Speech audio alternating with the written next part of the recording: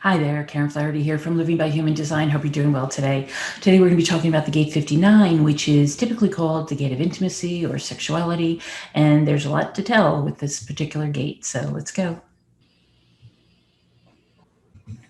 Okay, so this week we have the sun in the gate 59, which is the gate of sexuality and intimacy. And it started August 23rd today, and it goes until August 28th. The earth is in the gate 55, which is typically called the gate of abundance. I think of it as spiritual abundance because it holds the key to a lot of different things. We'll talk about that in a few minutes. So we start the week with the channel 4764, still defined by the transits. It's up here in giving us both head and ajna definition.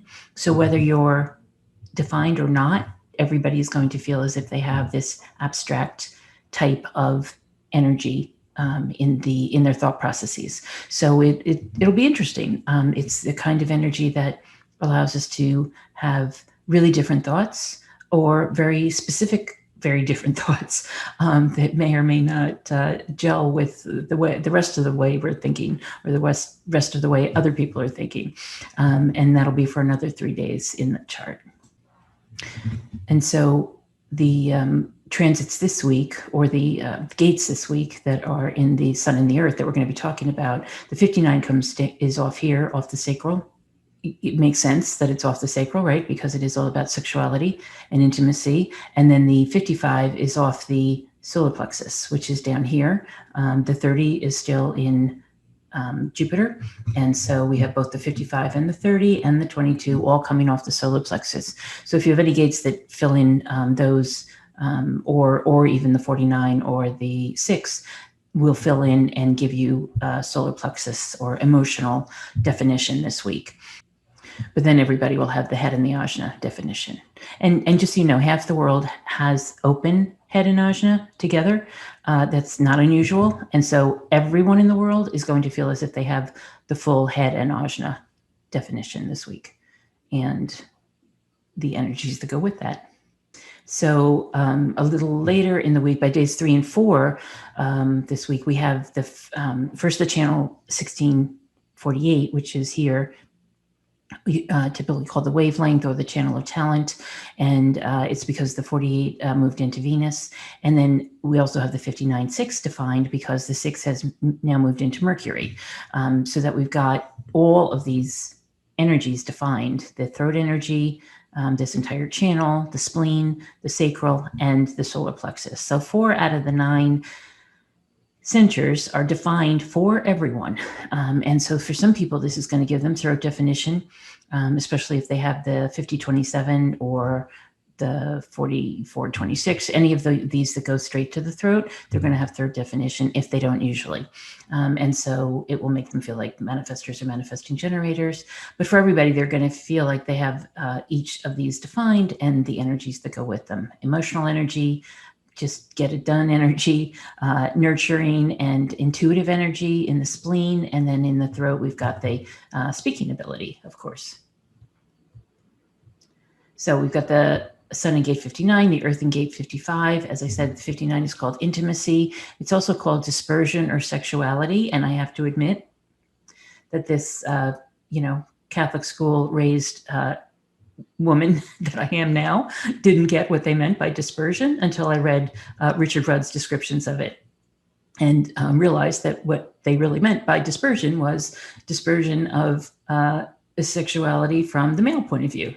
And that's where the I Ching comes from, is from the male point of view. It's a very male-dominated type of book that was written many thousands of years ago. And so dispersion comes from dispersing one's jewels, if you will, to everybody else who may or may not want them. And so it's a pretty patriarchal way of looking at things, right? Because women don't disperse. Or at least I would argue that they don't disperse the way men disperse. And so I hesitate to call it dispersion. You might also.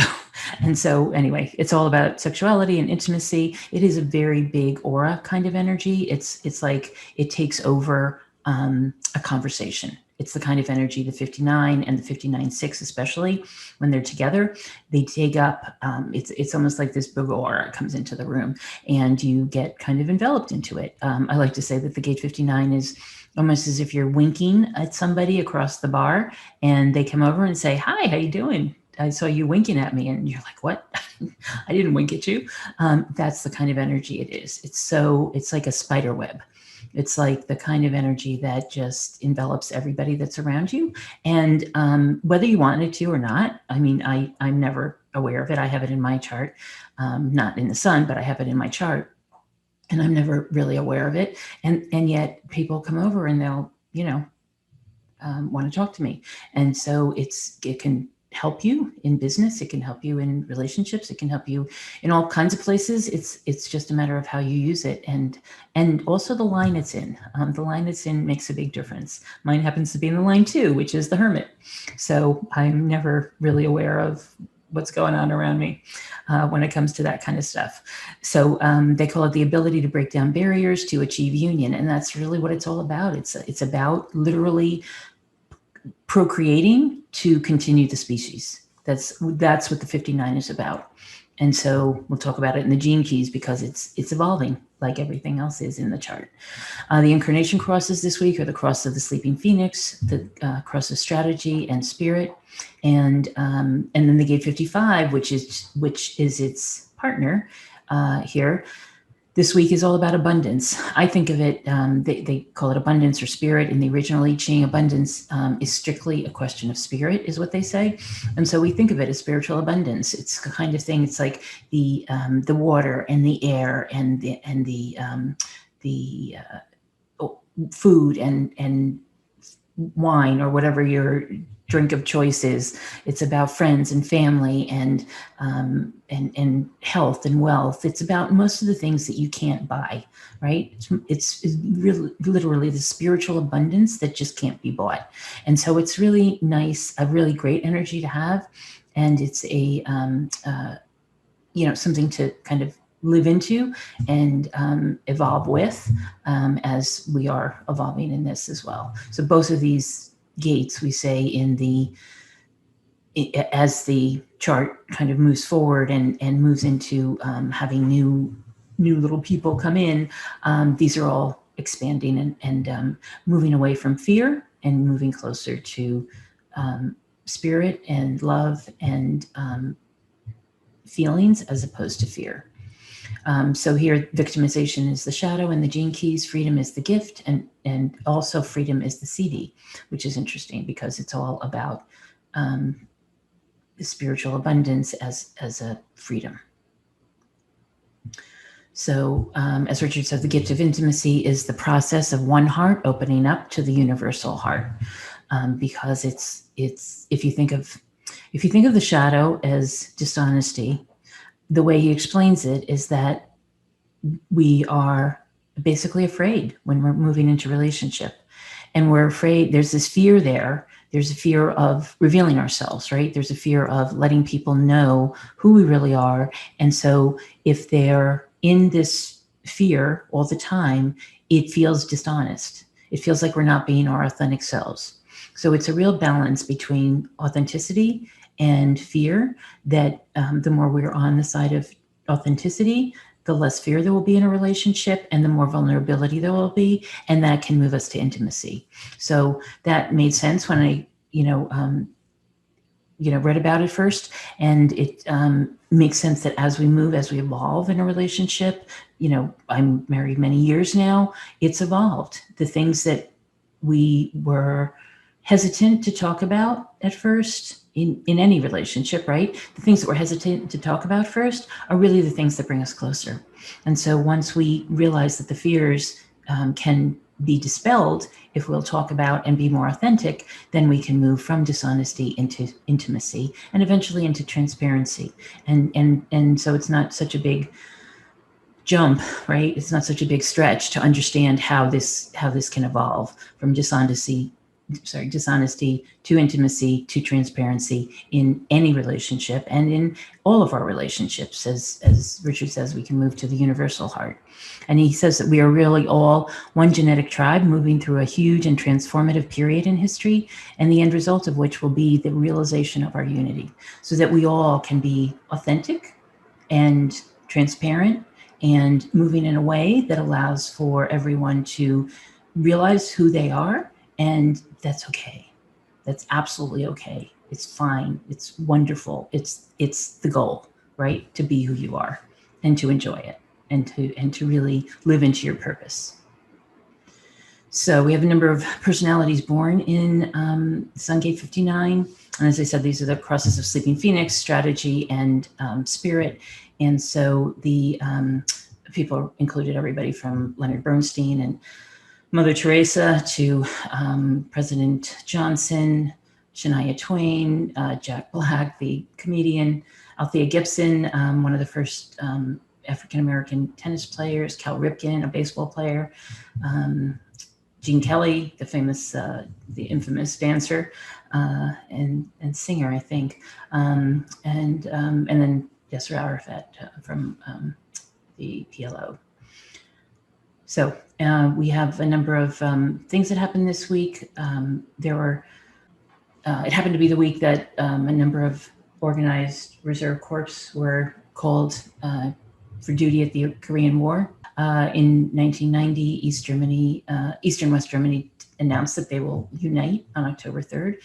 1891, August 24th, Thomas Edison files a patent for the motion picture camera, which of course evolved into motion pictures and Hollywood and all that goes with that. And also in 1995, Hurricane Andrew made landfall in Florida, and that was a Category 5 storm, so it did quite a bit of damage. In 1948, the House Un-American Activities Committee holds its first ever televised congressional hearing, and these were the McCarthy hearings, basically, looking for people who were thought to be communists in all walks of life. On August 26th in 1970, there was a nationwide women's strike for equality led by Betty Friedan on the 50th anniversary of the passage of the 19th Amendment. So that was the amendment that allowed women to vote, and it called attention to the unequal pay and other gender inequalities in America. In 1963, one of the largest demonstrations in the history of the United States took place. It was the March on Washington for Jobs and Freedom, and this was near the its climax was the base of the Lincoln Memorial, where Dr. Martin Luther King Jr. delivered his I Have a Dream speech, very potent speech and very memorable and, quoted to this day. And in 1968, same day, but 5 years later, there was a clash between the police and anti-war demonstrators at the Democratic National Convention in Chicago, which included the Black Panthers and a number of other demonstrators, some of whom were arrested and some of whom were tried and went to jail for that.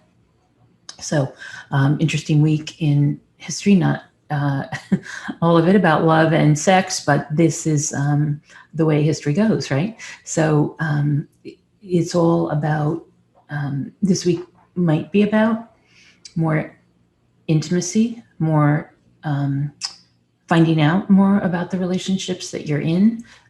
It doesn't have to be necessarily a spousal or committed relationship. It can be about any of your relationships. It can be about any of the people in your life where you might find that you are either feeling more vulnerable or wanting to allow yourself to be more vulnerable in a particular relationship, or that you're deciding not to be vulnerable. It can go either way. And so, but just be aware of the pressure, if you will, or the energy to be that way, to be more intimate, less intimate, or to keep the status quo as you prefer. You still, again, get to make the choice. It's just that there's going to be this energy that will, kind of be in the air. It's the end of summer. Everybody's feeling like they want to get out and have a good time, and sex and intimacy can be part of that. So if you're in that arena and that's what you want, great. And if it's not, then you get to live your life the way you want to live it. So you can make your choices, decide to be vulnerable or not, decide to be authentic or not, decide to be intimate or not. It's all up to you. So have a great week, and I'll look forward to seeing you next time. Take care.